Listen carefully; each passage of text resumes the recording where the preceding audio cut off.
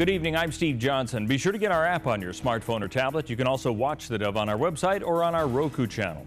Well, from the Dove newsroom at this hour, President Obama has unveiled his new budget, saying some of the federal government's information technology systems are archaic and that we need to upgrade them to get serious about improving security. The president is seeking to increase spending on cybersecurity by more than 35% from last year.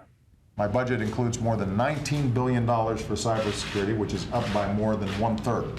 And with this plan, we intend to modernize federal IT by replacing and retiring outdated systems that are vulnerable to attack. Now, the president's budget would increase taxes by $2.6 trillion as well over the coming decade, nearly double the $1.4 trillion in new taxes the president sought and failed to achieve in last year's budget.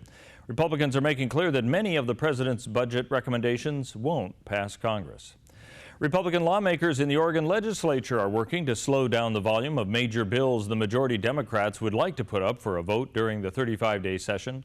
One proposal being discussed regards rental agreements, something that Sal Escovel of Medford says will seriously tip the balance away from the rights of landlords. If you own a piece of property and you rent it out and they've been there for a year, she wants to increase the no-cause eviction notice.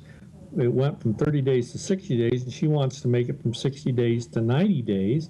Plus, you have to give them a month's of the rent equivalent to move.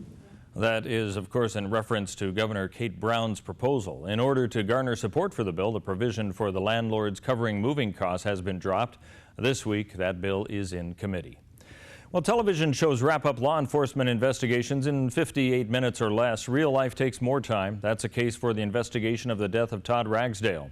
46-year-old talent long-distance runner was last seen a week ago Thursday after going for a run in the hills above Ashland. His body was found 2 days later. Since foul play has been ruled out, toxicology samples have been sent to the state medical examiner's office. Jackson County Captain Tim Snaith says that could take a while to process. When we send off a toxicology analysis to be done, we send it to the Oregon State Police lab, and then they do their analysis. They have quite a backlog on work that we're doing, so this process can take anywhere from several weeks to several months, just depending on how busy they are. There are various tissue samples sent up from various body organs, and those are analyzed both for specific metabolic factors and things of that nature. All right, let's take a look at what we can expect on the weather scene for our area, and we are having a warming trend. Tonight, mostly clear, a low of 36, sunny and 62 tomorrow for Wairika. Moving into the Klamath Basin, mostly clear and 32 tonight, sunny and 57 tomorrow. As we head along the Oregon coast, slight chance of rain for the next few days with the highs in the mid-60s.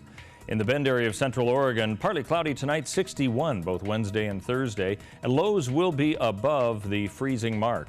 And for southern Oregon, in the Medford area, partly cloudy, 40 degrees, 65 degrees expected tomorrow, rising to 68 on Thursday, but there's also a slight chance of rain. Lows will be well above the freezing mark into the low to mid 40s, or down to those temperatures.